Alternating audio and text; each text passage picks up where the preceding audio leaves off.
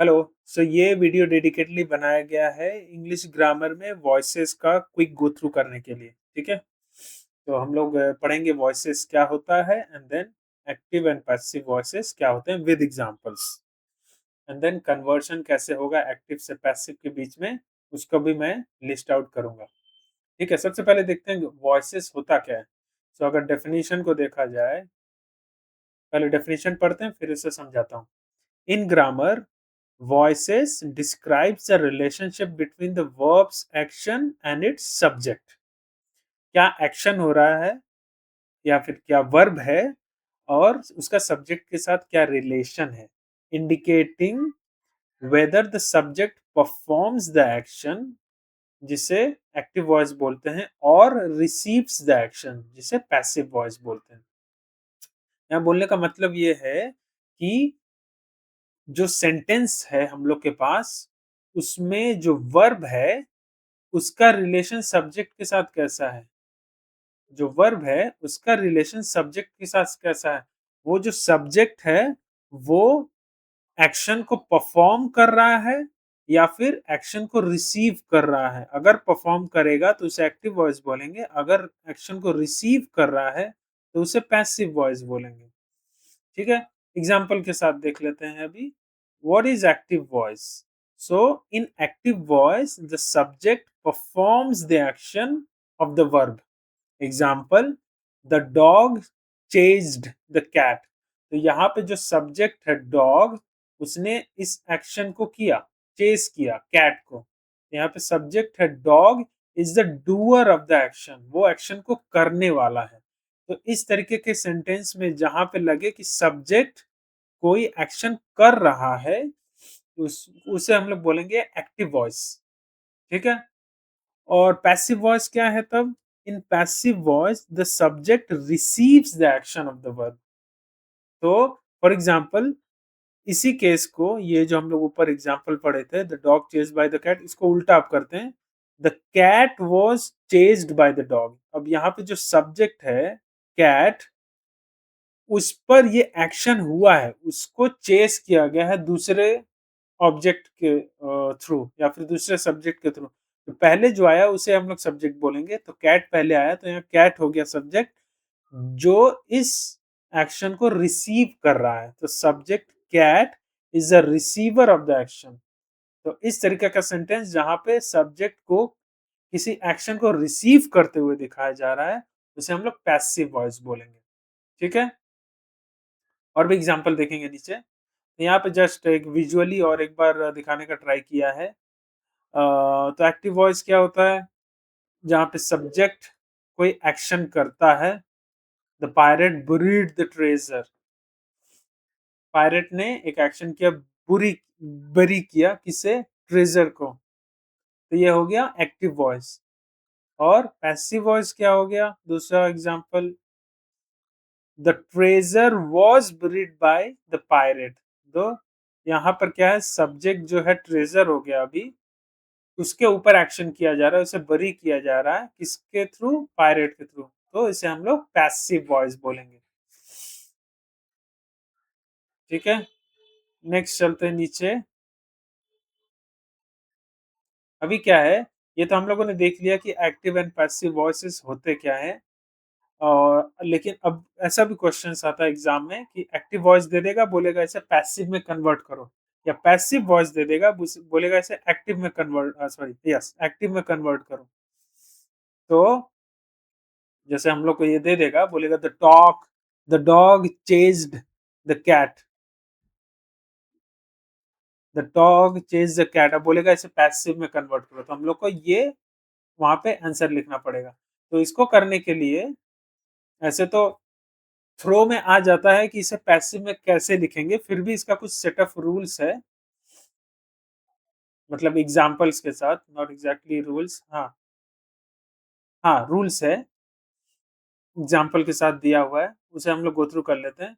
So when converting the active voice into passive voice और vice versa, there are changes in the tenses. अब अलग अलग tense में अलग अलग तरीके का इफेक्ट होता है वो सब्जेक्ट या फिर प्रोनाउन के ऊपर। तो कैसे होता है, एग्जाम्पल के साथ देखते हैं। So conversion rule for active voice and passive voice. तो मान लो हम लोग पहले प्रेजेंट टेंस के बारे में बात करते हैं।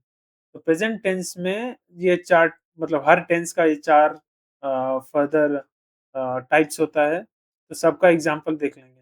तो प्रेजेंट टेंस में अगर सिंपल टेंस में दिया हुआ है ब्रेंडन ब्रेंडन प्लेज क्रिकेट, तो ये एक्टिव हो गया। तो पैसिव में क्या होगा? Cricket is played by Brendan. वैसे ही कंटिन्यूअस टेंस में अगर रहे, कंटिन्यूअस टेंस में क्या लिखा रहेगा एक्टिव में? Brendan is playing cricket. तो उसका पैसिव क्या हो जाएगा? Cricket is being played by Brendon.